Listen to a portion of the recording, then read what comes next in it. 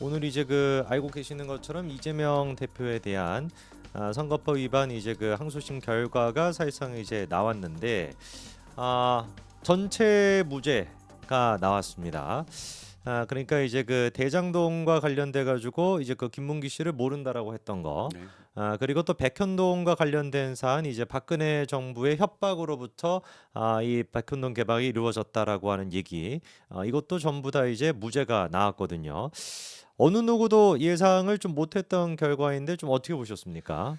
예, 네. 일단 이재명은 공직선거법과 관련해서 전승입니다. 아, 지난번에 경기도지사 시절에 사실 1, 2심이 뭐 유죄가 나오기도 하고 했는데 네네. 대법에서 그게 2심을 뒤집어 버리지 않았습니까? 이번에도 공직선거법 누구나 다 이건 유죄가 나오고 만에 하나 한두 가지가 또 무죄가 나온다고 하더라도 감형될 거다라고 생각을 했는데 네네. 물론 대법원 확정은 아닙니다만 대법원 확정과 관계없이 이재명의 승리다라고 생각을 어, 합니다. 네네. 이유는 한 가지입니다. 이게 만약에 조기 대선이 있을 경우 지금 오늘 이번에 유죄가 나와야만 대법이 3개월 이내로 그러니까 최소한 그러니까 윤 대통령이 만에 하나 파면이 되고 그다음에 60일 이내라는 어떤 시간적 제약 이내로 확정 판결을 받게 되면 이재명은 더 이상 뭐 정치인으로 생사를 할 수 없다라는 타임 스케줄이 있지 않았습니까? 네네. 그런데 지금 유죄를 나오고 그다음에 이 대법원이 이걸 갖고 무죄라고 한들 확정 판결을 받기까지는 왜냐면 파기환송을 하잖아요. 그렇죠. 3개월 이내로 뭐 재판을 열어서 파기환송 결과는 파기환송이에요. 만약에 이게 무죄 잘못됐어라고 생각하더라도 그러면 파기환송심에서 고등법원으로 가고 또 다시 재판이 열리는 거거든요. 그렇다면 조기 대선 이내로 이것이 결정이 안 나므로 네네. 문제는 유죄다 무죄다가 아니라 대법 확정 판결의 문제가 아니라 이번 무죄로서 이재명은 날개를 달았다라는 겁니다. 사실 그러니까 말씀해 주신 것처럼 만약에 조기 대선이 열린다라고 한들 네. 이재명 대표의 대법원에서 그게 이제 파기환송이 된다라고 한들 한들 사실 그게 의미가 없다. 의미가 없죠. 아, 왜냐하면 아무리 빨리 하더라도 대법원 3개월, 고등법원에 파기환송 아무리 빨리 한다 해도 전체적으로 5개월에서 6개월이 걸리는 문제거든요. 그렇지 않겠습니까? 그렇죠. 예, 예. 그러니까 만약에 조기 대선이 있다라고 한다면 대법원에서 파기환송으로 사실상 무죄 아닌 유죄 추정으로 보낸다라고 해도 시기적으로 봤을 때 의미가 없다. 네네. 그렇기 때문에 이재명이가 완전히 정치적으로는 지금 거리낄 게 지금 없어진 상태입니다. 그렇습니다. 네. 어마어마하죠. 음. 일단 굉장히 의심스러운 부분이 좀 있어요. 네. 왜냐하면 지난번에도 사실 권순일이라는 네네. 정말 조커라고 할 수가 그렇죠. 있죠. 정말 갑자기 튀어나와서 갑자기 이걸 바꿔버렸잖아요. 네네. 아무도 예상을 못했습니다. 진짜 법조계에서 전혀 예상을 못했는데 오늘도 대부분 예상을 못했어요. 왜냐하면 네. 어저께 또 이데일리 기사가 나왔어요. 이데일리가 네네. 3년 동안 지금 집행유예를 받은 1심에서 집행유예를 받은 사건들, 형사 사건들을 3만 건을 전부 전수조사해 봤어요. 네네. 그랬는데 이 집행유예의 형사 사건이 무죄로 뒤집어질 확률이 1.7%에 불과하다는 겁니다. 3만 건을 조사를 해봤더니만 네. 1심에 유죄였던 게 2심에서 무죄로 뒤집히는 확률이 7%. 1.7%. 그렇죠.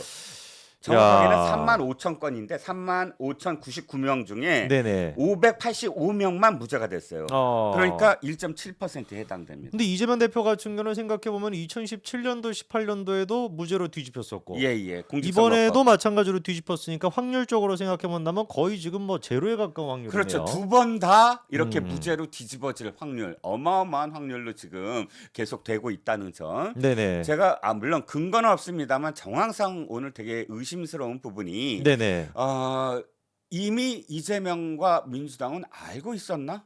어. 라는 거예요. 무죄가 될 것을. 왜냐하면 오늘 분위기가 그렇습니다. 네. 지금 2시에 시작을 하는데 네네. 1시 50분에 도착을 했습니다. 그런데 이재명의 얼굴이 굳은 표정은 아니었어요. 기자들이 계속 묻는데 물론 이거 끝나고 합시다 하는데 여유가 있는. 뭐 여유가 완전히 있다라기보다는 그렇게 두려움에 떠는 어떤 표정은 아니었다라는 건데 네. 저는 두 번째가 더 의심스러워요. 네네. 지금 오늘 굉장히 길었어요. 진짜 사안이 세 가지 사안밖에 안 됐는데도 불구하고 네네. 3시 한 5분에서 10분 사이에 시작했습니다. 그런데 그러니까 2시 5분에서 10분 사이 뭐 6, 7분에 시작했을 거예요. 그런데 끝난 시간은 3시 40분 가까이 됩니다. 네네. 무슨 뜻이죠? 엄청나게 설명을 한 거예요. 어. 그런데 첫 번째에 김문기를 모른다라는 이야기가 이제 흘러나오기 시작할 때쯤부터 이제 네네. 바깥 표정을 보여주기 시작했는데 네네. 민주당 의원들이 도열을 한 거예요. 전 도열한 걸 본 적이 없거든요. 오. 어떻게 나올지 모르니까 사실은 그렇죠, 그렇죠. 한쪽에 이제 있다가 어. 뭐 좀 더 확실시 됐을 때 뭔가 네네. 포즈를 취할 텐데 음. 한 20여 분 지났을 때 3시 한 30분 2시 30분 정도가 그때쯤부터였을까요? 도열을 해서 계속 점점 표정이 웃는 표정으로 바뀌더라고요. 이건 아니 뭐 저는 추정입니다만 근거가 확실치 않습니다. 그때부터 분위기가 이상했어요. 아니 왜 뭘 알길래 앞으로 뒤집어질 확률도 큰데 도열을 했느냐? 만약에 패배했는데 도열해서 박수 칠 거예요? 그러니까요. 아니잖아요. 그래서 저는 도열한 장면을 본 적이 없는데 네네. 이미 미리 김칫국을 마시는 것처럼 어. 미리 도열을 했더라. 상당히 그때부터 기분이 나빴습니다.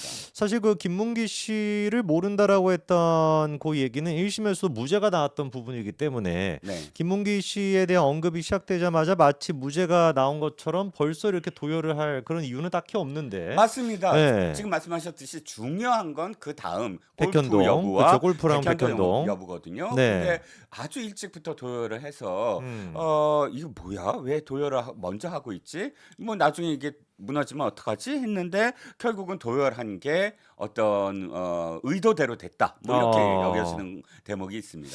설주환 변호사가 지난번에 방송에 나와서 그런 얘기를 한 적이 있거든요. 네. 이번에 이제 그 재판을 진행했던 최이제 그 부장판사가 네네. 밥을 먹으면서 네. 이게 기소거리가 될 사안이냐 뭐 이런 식으로 얘기했다고.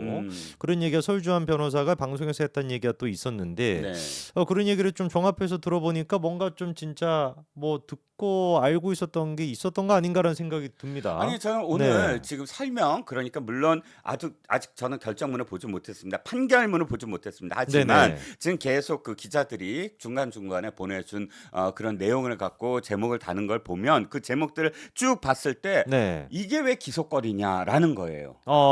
결론은 아니 내용 자체는 첫 번째 김문기 모른다. 이건 인지한 것이 행위가 아니다. 네. 그러므로 기소거리 아닌 걸로 됐죠. 음. 그다음에 골프 이거 역시 이재명 쪽에서 주장하는 거 고스란히 받아들였어요. 조작이라고 했습니다. 사진 이거 조작이다. 10명 찍었는데 왜 4명만 잘랐느냐. 이건 완전히 이재명 주장이랑 그대로 그렇죠. 맞춤형이거든요. 그렇죠. 이런 걸 갖고 왜 기소해라는 거고 마지막으로 근데 백현동은 진짜 다르거든요.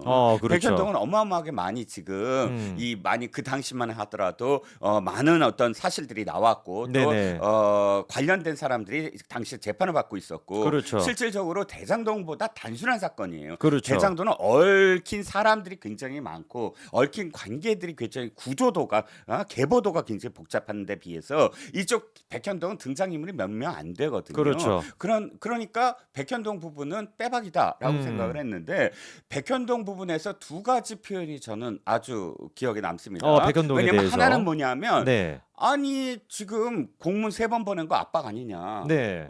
이 정도면은 분명히 국토부에서 압박 넣은 거다라는 거. 두 번째가 뭐냐면 오늘 얘기한 것 중에 아니 이게 무슨 지금 선거인단에 결정적인 영향을 줬느냐? 주지 않았다. 네. 이렇게 얘기를 했거든요. 그러면 전반적인 취지가 뭐냐면 기소거리가 되지 않는다는 거예요. 그러네요. 얘기가 지금 전반적으로 딱 들어보니까 기소거리가 되지 않는다. 사실상 그러니까 설주환 변호사가 얘기했다라고 하는 예. 이미 그 식사를 하면서도 뭐 주변 사람들한테 얘기하기로 이게 기소거리가 되냐? 약간 이런 식의 지금 맥락이 좀 다 이어져 있는 것 같습니다. 그렇습니다. 네. 그러니까 지금 결과적으로 봤을 때 공소장 변경을 사실 유도를 했잖아요. 이 네네. 유도도 너네 사실 공소장 봤더니 이거 말도 안 되잖아? 라는 의미로 받아들일 수가 있는 거예요.